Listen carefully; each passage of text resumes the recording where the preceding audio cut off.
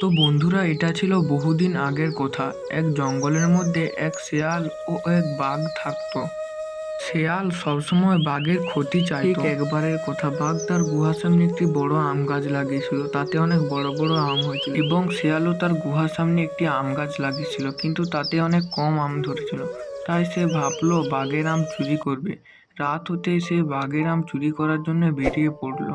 শেয়াল বাঘের আম চুরি করার জন্য বেরিয়ে পড়লো এবং সে তাড়াতাড়ি যেতে লাগলো।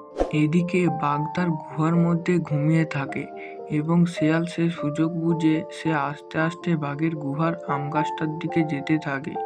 শেয়াল তাড়াতাড়ি করে কিছু আম পেড়ে নিয়ে ওখান থেকে তাড়াতাড়ি যেতে থাকে। শেয়াল আম চুরি করে নিয়ে যেতে থাকে, কিন্তু বাঘ কোনো টের পায় না।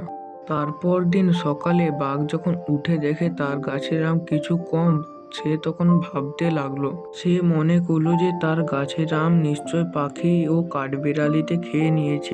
এই ভাবতে ভাবতে সন্ধে হয়ে যায় এবং বাঘ তার গুহার মধ্যে ঢুকে পড়ে। এদিকে শেয়াল বলতে থাকে, আরে কাল তো বাঘ মামার গাছ থেকে অনেক আম চুরি করেছি, ওগুলো খেয়ে আমার সারাদিন কেটে গেছে।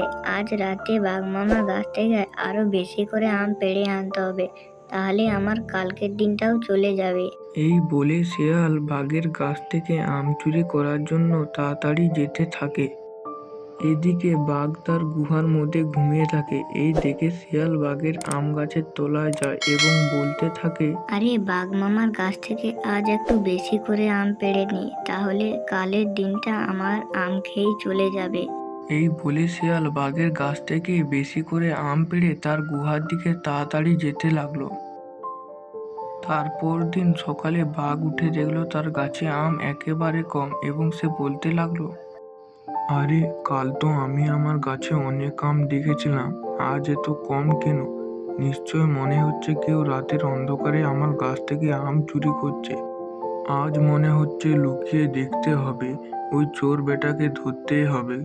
এই বলে সন্ধে হলে বাঘ তার আম গাছের পেছনে লুকিয়ে থাকে এবং শেয়াল বাঘের গাছ থেকে আম চুরি করার জন্য আসে এবং যখনই আম পাড়তে যাবে বাঘ বলল, ও তুই তাহলে আমার গাছ থেকে আম চুরি করছিস, দাঁড়া বেটা, তোর মজা দেখাচ্ছি। এই বলে বাঘ শেয়ালকে হাতে নাতে ধরে এবং তাকে ঊর্ধ্বম মধ্যম ধোলাই দিতে থাকে। আরে বাঘ মামা, আমাকে ছেড়ে দাও, আর আমি কোনোদিন তোমার আম চুরি করবো না।